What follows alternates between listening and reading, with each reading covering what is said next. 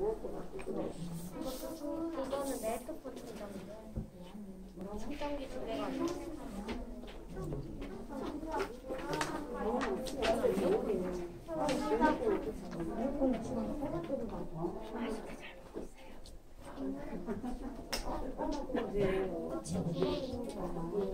근데 뭔가 이상하게 이거 저거 보니까 어디가 풍선화가지고 양양군 같아.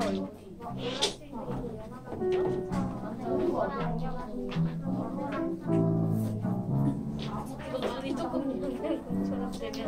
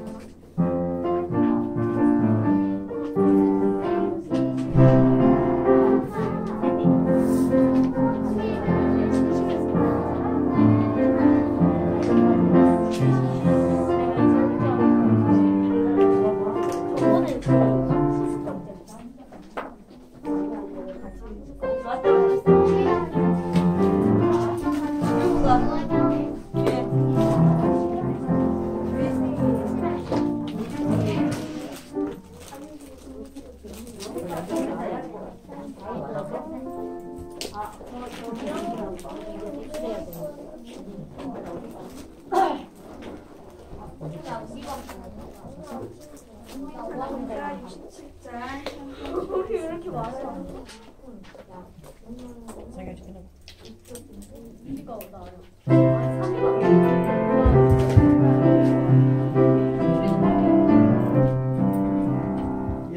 예수님의 너희 계신가 내 마음에 예수님의 너희 계신가 내 마음에 우리들의 마음은 예수님의 정의니 깨끗한 맘 속에 주님 모시라. 예수님의 너희 계신가 이 자리에 예수님의 너희 계신가 어디든지 우리들의 마음은 예수님의 정의니 깨끗한 맘 속에 주님 모시자. 예수님은 알고 계시지 내 마음은 예수님은 알고 계시지 내 마음은 우리들의 마음은 예수님의 정의니 깨끗한 맘 속에 주님 모시자.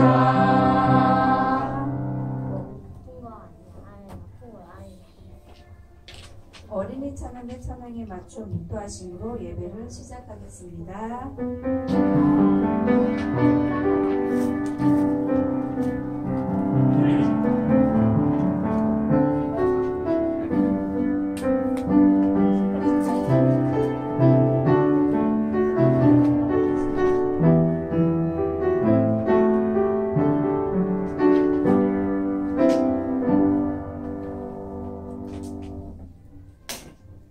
우리를 너무나 사랑하셔서 이 땅에 오신 자 예수 그리스도를 보내주시고 우리의 죄 때문에 십자가에 못 박혀 죽으시고 부활하심으로 우리에게 성령을 주심을 감사를 드립니다.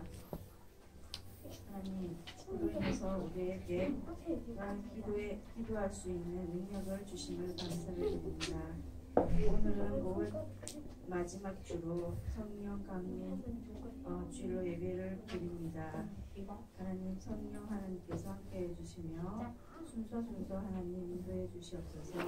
감사드리며 예수 그리스도 이름으로 기도드립니다. 아멘. 사도신경으로 신앙 고백하겠습니다. 나는 전생하신 아버지 하나님 천지의 창조주를 믿습니다. 나는 그의 유일하신 아들 우리 주 예수 그리스도를 믿습니다. 그는 성령으로 잉태되어 동정녀 마리아에게서 나시고 본디오 빌라도에게 고난을 받아 십자가에 못 박혀 죽으시고 장사된 지 사흘 만에 죽은 자 가운데서 다시 살아나셨으며 하늘에 오르시어 전능하신 아버지 하나님 우편에 앉아 계시다가 거기로부터 살아있는 자와 죽은 자를 심판하러 옵니다. 나는 성령을 믿으며 거룩한 공교회와 성도의 교제와 죄를 용서받는 것과 몸의 부활과 영생을 믿습니다. 아멘. 찬송가 278장 주의 발자취를 찬양하겠습니다.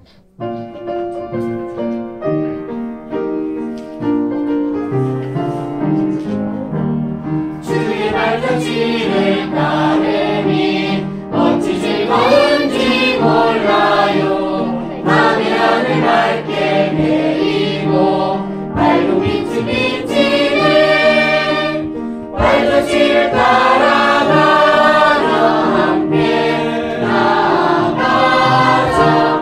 발자취를 따라가며 노래하며 나가자. 주의 발자취를 따르니 어찌 행복한지 몰라요. 나쁜 생각 모두 사라져 그 마음 명랑해. 발자취를 따라가며 함께 나가자. 발자취를 따라가며 노래하며 나가자.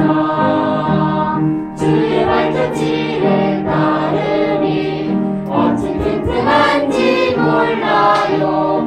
무서움의 문을 멋지고 힘이 동생 믿네. 발자취를 따라가며 함께 나가자. 발자취를 따라가며 노래하며 나가자. 나율 어른이 기도할 수 있겠어요? 선생님 기도하겠습니다. 하나님 감사합니다. 오늘도 예배를 잊지 않고 우리 친구들 교회로 발걸음 인도하게 해주심을 감사합니다. 요즘 코로나 바이러스로 인해서 마음이 심란하고 또한 걱정도 많이 되고 염려도 많이 되지만 하나님께서 우리를 보호하여 주시고 지켜주시고 인도해 주실 줄 믿습니다. 하나님 우리 친구들 예배 가운데 말씀 듣고 기도하고 찬양합니다. 우리 친구들이 믿음 안에서 바르게 잘 성장할 수 있도록 하나님 인도해 주시고 목사님 말씀 잘 듣고 이 시간 예배 드리는 시간 될 수 있도록 하나님 인도해 주세요. 감사드리며 예수 그리스도 이름으로 기도드립니다. 아멘.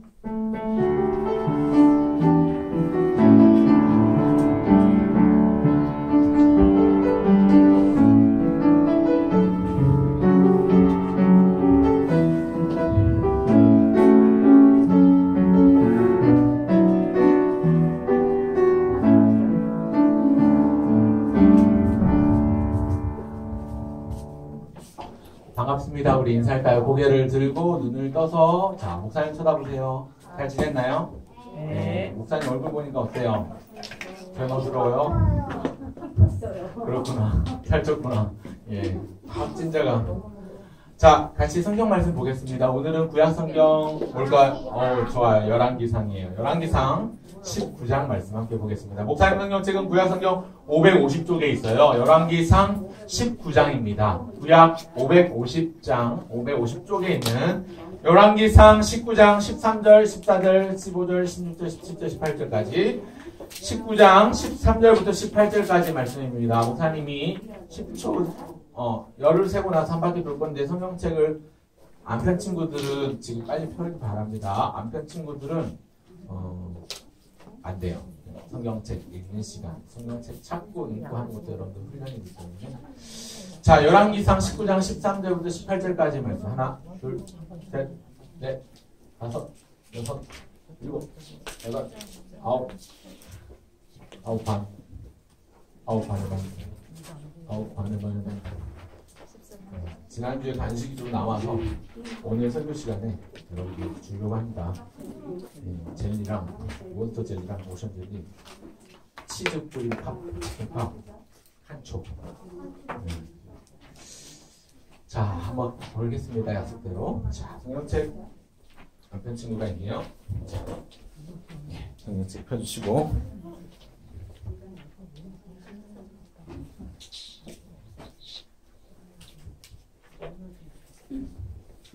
자, 찾았지요? 자, 오늘은 교독하겠습니다. 19장 13절부터 18절까지 교독하고 마지막 18절은 같이 읽겠습니다. 목사님이 먼저 13절 읽을게요. 엘리야가 듣고 겉옷으로 얼굴을 가리고 나가 굴 어귀에 섬에 소리가 그에게 임하여 이르시되 엘리야야 내가 어찌하여 여기 있느냐. 내가 그래 내가 만군의 하나님 여호와께 열심히 유별하니 이는 이스라엘 자손이 주의 죄를 버리고 주의 제단을 헐며 헐로 주의 선지자들을 죽였으며며 오직 나만 나가거든 그들이 내 생명을 찾아 빼앗으려나이다.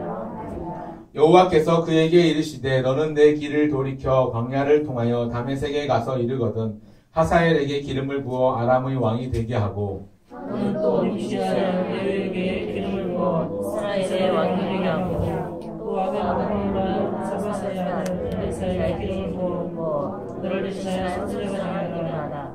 하사엘의 칼을 피하는 자를 예후가 죽일 것이요 예후의 칼을 피하는 자를 엘리사가 죽이리라.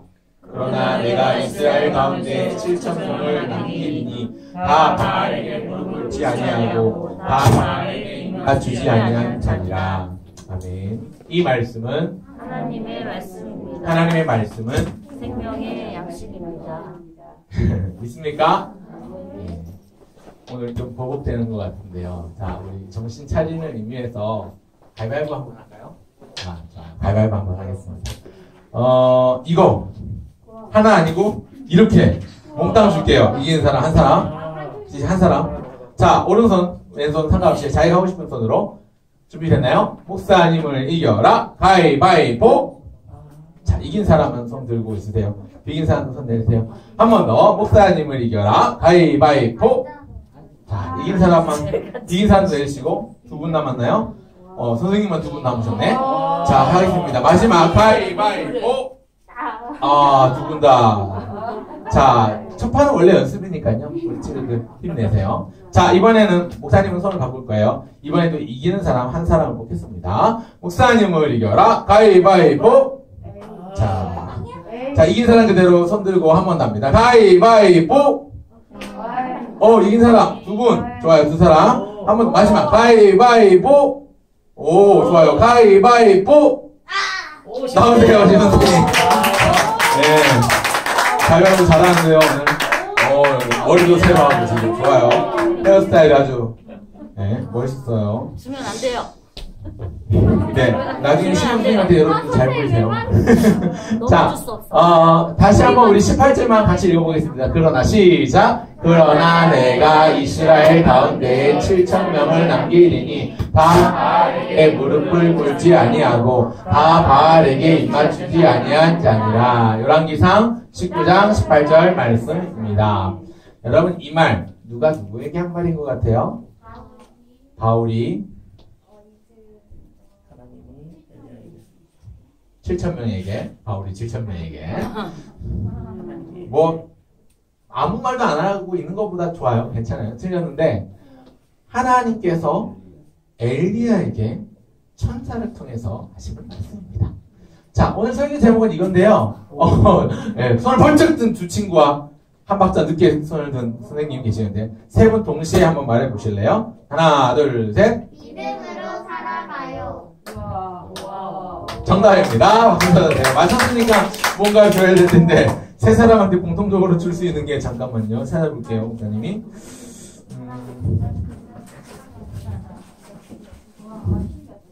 자, 세 사람에게 공통적으로 줄 수 있는 게 젤리입니다.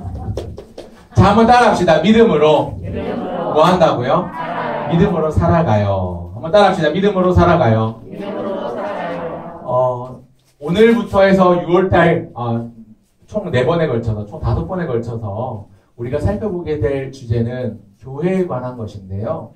특별히 예루살렘 교회, 초대교회, 사도 바울의 1차, 2차, 3차 전도 여행을 통해서 우리가 올 한 달 동안 살펴봤다면 오늘부터 시작되는 6월 마지막 주까지는 세계 곳곳에 있는 교회들, 특별히 중세 암흑기가 시작되기 전까지 교회들에 대해서도 살펴볼 거고, 또 교회를 위해서 얼마나 많은 핏부림과 목숨을 바치는 희생이 있었는지 함께 공부해보게 될 건데요.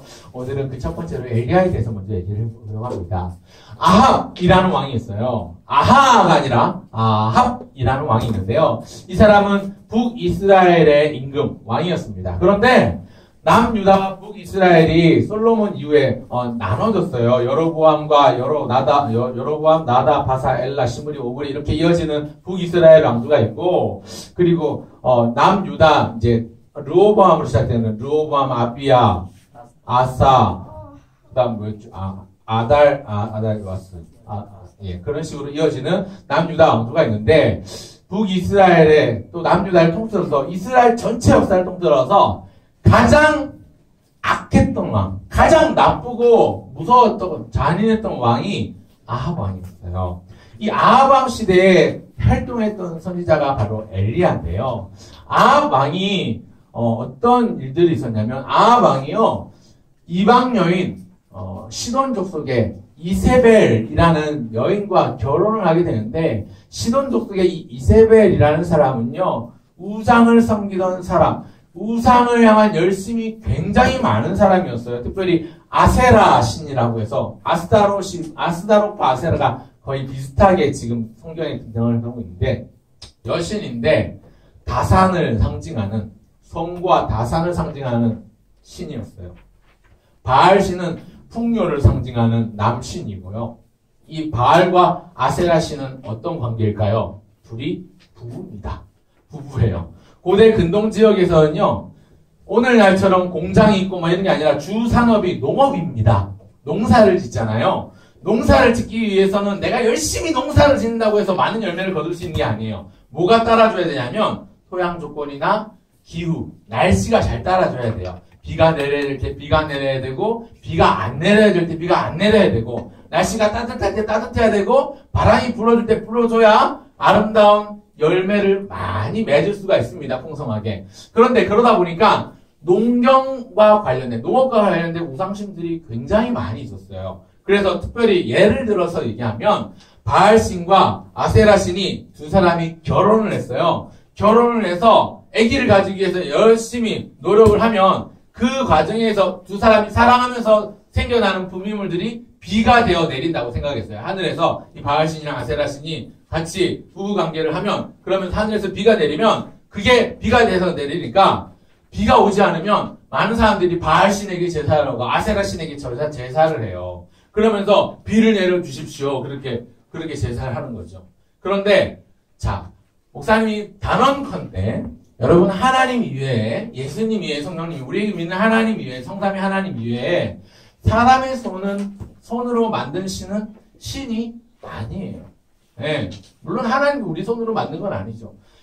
여러분, 사람의 손으로 만든 걸 어떻게 신으로 받들어 섬길 수가 있겠습니까? 세상에 사람의 손으로 만들어진 건요, 신이 될 수가 없어요. 그런데 바알신이나 아세라신은 목상, 나무로 상을 만들고 동으로 상을 만들어서 섬겼습니다. 신일까요? 아닐까요? 아닙니다. 그런데 이 사람들은 그냥 비를 내려주십시오 이렇게 하면서 그렇게 제사를 지내는 거죠. 자, 그런데 그런 열심히 굉장히 많은 이세벨이라는 여인과 굉장히 성격이 괴팍하고 잔인하기로 소문이 난 아합 왕이 서로 결혼을 했습니다. 그 장면이 열왕기상 16장에 나오는데요. 그리고 이세벨이 섬겼던 우상 바알과 아세라를 아합 왕도 섬기기 시작한 거예요. 이스라엘의 임금이면 자고로 하나님을 섬겨야 되고 여호와 하나님만을 경외해야 하지만 아합 왕은 그렇지 않았습니다. 그리고 뿐만 아니라 세 번째는 아합 왕이 이세벨이 나봇이라는 사람을 죽이고 포도원을 빼앗게 되는데요. 가만 보니까 포도 열매가 너무 좋아 보이는 거예요. 그러니까 욕심이 생긴 거예요. 저 포도원, 나봇은 먼저 불러서 얘기해. 나봇, 너 이름 나봇이. 나봇, 내가 보니까 당신 그 포도는 그렇게 너무너무 좋은 것 같은데 내가 돈을 줄 테니까 그 포도는 나한테 파시오. 그랬더니 나봇이 뭐라고 말하는가 하면 그럴 수 없습니다. 이 땅으로 말씀드릴 것 같으면 우리 조상 대대로 내려왔던 경작하고 일구고 밭을 일궈서 땅을 흘려서 우리 조상들의 서려 있는 우리 조상들의 노력과 땀이 스며 있는 땅인데 이걸 어떻게 내가 단 얼마에 팔겠습니까? 그럴 수 없습니다. 그렇게 이야기를 합니다. 그랬더니 이세벨이 알았어. 그래? 알았어. 돌아가 하고 열받아가지고 이제 남편 아하방한테 얘기하고 그래가지고 어떻게든 저걸 가져야 되겠다 하는 마음으로 빼앗기 위해서 나봇을 죽게 만듭니다. 나봇을 죽게 만들고 결국은 그 나봇의 포도원을 빼앗아요.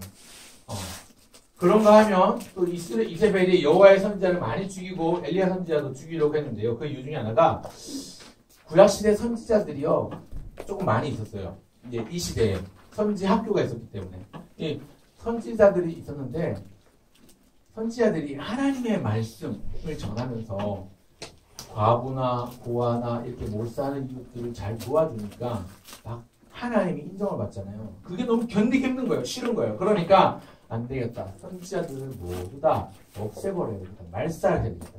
그래서 선지자들을 괴롭히고 심지어 죽이고 엘리야도 잡히고 해봐라. 완전히 죽여버리겠다 하는 마음으로 죽이려고 합니다. 아방의 시대처럼 하나님을 믿는 사람들이 핍박을 받았던 시대가 또 있는데요. 오늘 본문을 잠깐 한 번 더 얘기하고 좀 살펴보려고 합니다. 엘리야가요, 하나님을 섬기는 게 바른 것이다. 하나님만이 참 하나님이시고 참 신이시다라는 걸 알게 하기 위해서 바알을 섬기는 바알의 제사장들 그리고 아세라를 섬기는 아세라 신을 섬기는 그 우상의 제사장들과 대결을 합니다. 갈멜산이라고 이름하는 갈멜산에서 450명과 400명 그러니까 총 더 합하면 850명과 엘리야 한 사람이 대결을 해요. 만일 너희가 믿는 신이 살아있거든 너희 신에게 너희가 구해라. 그리고 나는 내가 믿는 하나님께 구하겠다. 그래서 응답하시는 적이 진짜 하나님인 것으로 진짜 신인 걸로 이기는 걸로 해서 대결을 펼치는데 엘리야가 이겼을까요? 졌을까요? 이겼습니다. 당연히. 왜냐하면 목사님 얘기했지만 사람의 손으로 만든 형상은 신이 될 수가 없어요. 사람이 만들어낸 것은 신이 될 수가 없기 때문에 가짜 신이 진짜 신을 이길 수 있는 방법은 없습니다. 엘리야가 이겼어요. 그리고 나서 엘리야가 완전히 이제 850대 1로 대결해서 이겼으니까 얼마나 기분이 좋습니까? 그런데 엘리야에게 찾아온 건 소진, 탈진, 완전히 힘들어져가지고 너무너무 좌절하고 절망하면서 아무것도 못하는 거예요. 그러니까 로뎀 나무라 이름하는 나무 밑에서 그가 쉬게 되는데 잠자다가 일어나서 배가 고프니까 하나님께서 보내주신 까마귀를 통해서 음식을 먹고 까마귀가 먹을 것을 물어줬고 그리고 또 자고 또 일어났더니 배가 고픈데 또 까마귀가 음식을 물어놨네. 또 먹고 자고를 며칠 하면서 조금씩 회복하는데 그리고 나서 하나님한테 엘리야가 기도합니다. 하나님 도대체 세상에 어떻게 이럴 수가 있습니까? 지금 내가 이렇게 바알의 사람들과 아세라의 사람들과 이 우상을 섬기는 많은 사람들과 대결해서 이렇게 나 혼자 싸우는 게 너무 힘들고 지칩니다. 이제 더 이상은 못하겠습니다. 그냥 이제 원하건대 내 생명을 취하소서 내게 죽는 것이 사는 것보다 나으니이다. 이렇게 이야기는 해. 내가 아이고 죽고 말지 나 그냥 죽여주십시오. 죽는 게 사는 것보다 낫습니다. 그냥 죽여주십시오. 나 죽여요 그냥 하나님. 그랬더니 나 그냥 데려가세요. 그랬더니 하나님이 뭐라고 말씀하시냐면 너 그러지 마. 너 말고도 아직 내가 바알에게 무릎 꿇지 않은 몇 명을 남겼냐면 몇 명? 7명 아니고 몇 명? 700명 아니고 70명 아니고 7,000명을 남겨놨어요. 바알에게 무릎 꿇지 아니하고 절하지 아니한 7,000명이 너 주변에 있다고. 너 힘내야 돼. 너 아직 할 일이 많이 남았어. 너 아직 너의 사명이 다하지 않기 때문에 내가 절대로 너를 거두어가지 않을 것이다. 네 생명을 취할 것이 아니다. 기다려. 그러면서 힘을 주세요. 많은 순교자들이 있었고 많은 선지자들이 이미 죽였지만 그래도 좌절하고 무섭고 공포에 벌벌 떨면서 두려워할 수밖에 없었지만 지금 다른 선지자들도 다 죽이고 그런다는데 하나님 나도 잡히면 죽지 않을까요? 하나님 이제 그냥 나를 하나님이 그냥 데리고 가세요. 그냥 날 죽여주세요 하는데 하나님이 아니야. 아직도 바람이 불지 아니야. 그렇게 말씀을 하시는 거예요. 자, 그런데요. 이 시대의 이유를 훨씬 더 지나가서 이제 로마 시대로 가봅시다. 로마 시대 사도 바울이 세상을 떠난 직후의 시대라고 볼 수 있는데 초대교회 성도들은 악한 통치자들에게 많은 어려움을 겪어야 했는데요. 네로라는 황제 들어봤습니까? 네로라는 이름 들어봤어요? 네, 검은 고양이 이름이 네로죠. 네, 그 네로를 말하는 게 아니라 네로 황제가 있는데 로마 황제 가운데 네로 황제는 유독 잔인하고 폭력적이기로 유명합니다. 이 네로 황제는 증손녀인 어머니 아그리피나의 손에서 자랐는데 이 증손녀 아그리피나가 굉장히 악한 사람이었습니다.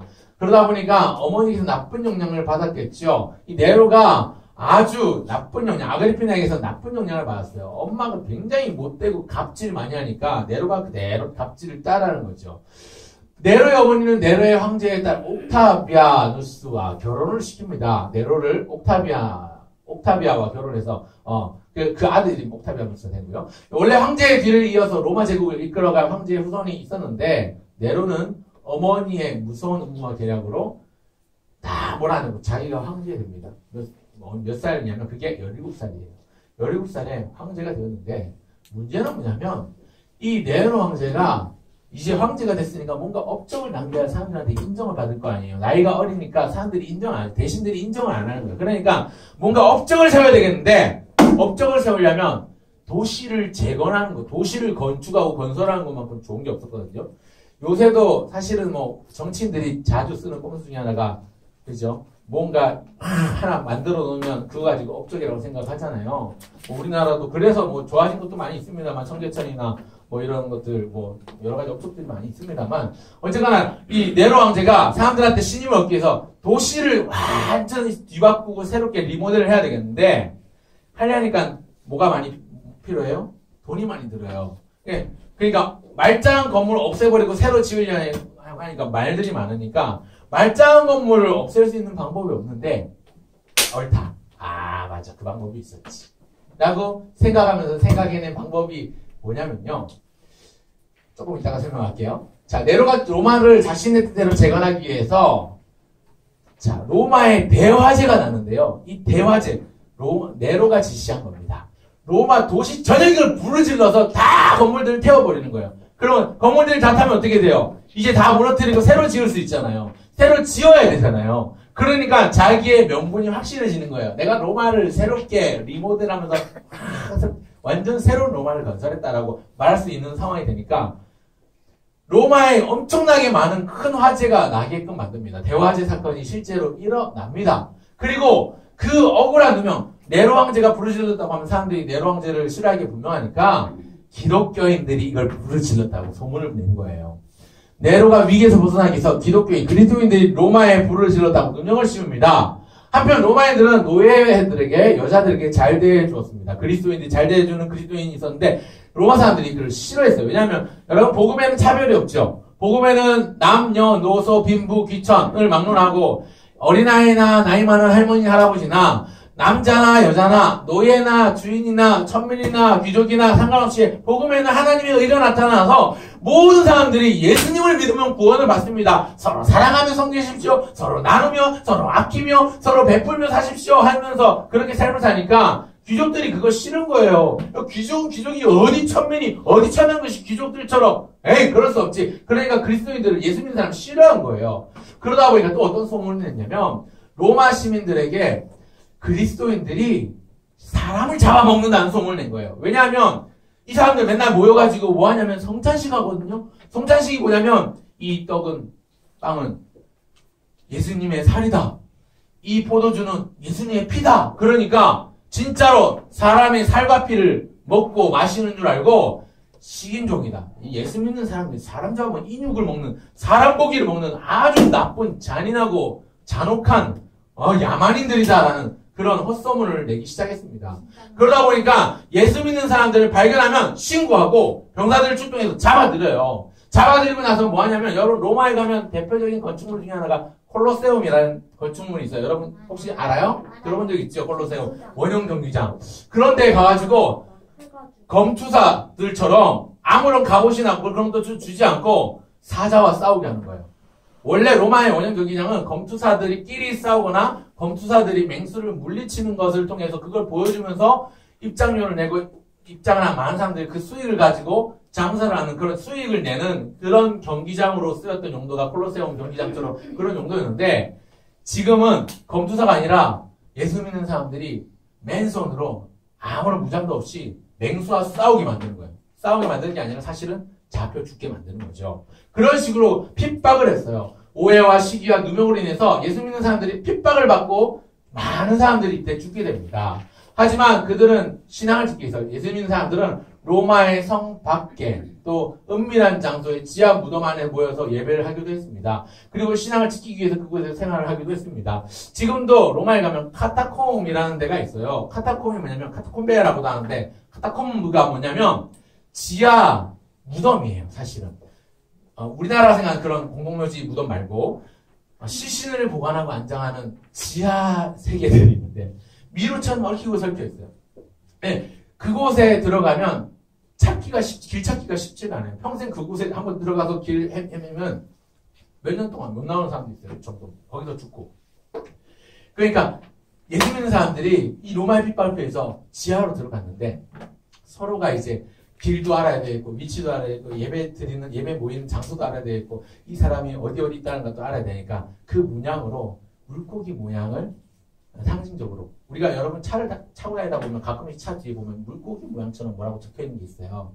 그게 로마 라틴어 글자로 익투스라고 되어 있는데 익투스 5글자가 여호와가 하나님이시다. 예수는 그리스도다.